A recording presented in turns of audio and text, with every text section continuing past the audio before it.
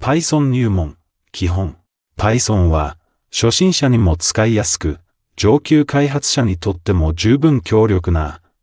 で多用途なプログラミング言語です。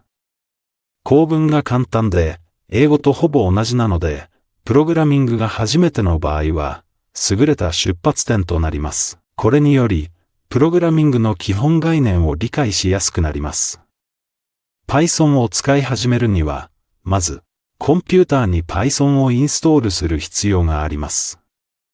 Python は公式ウェブサイトからダウンロードし、インストール手順に従ってください。インストールすると、テキストエディター、または PyCharm や VS Code などの統合開発環境、IDE を使用して Python コードを作成できます。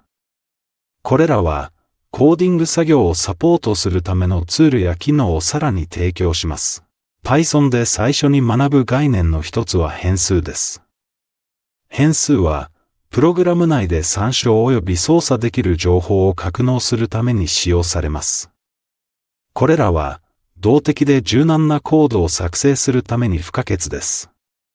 Python を使用すると、整数、不動小数点数、十進数、文字列、テキスト、などの様々なデータ型の操作も簡単になります。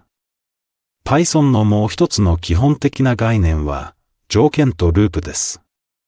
条件を使用すると、プログラムは if、else ステートメントを使用して、特定の基準に基づいて決定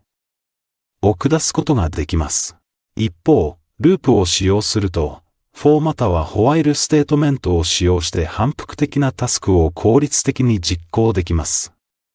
最後に、Python の関数は、呼び出された時にのみ実行されるコードのブロックです。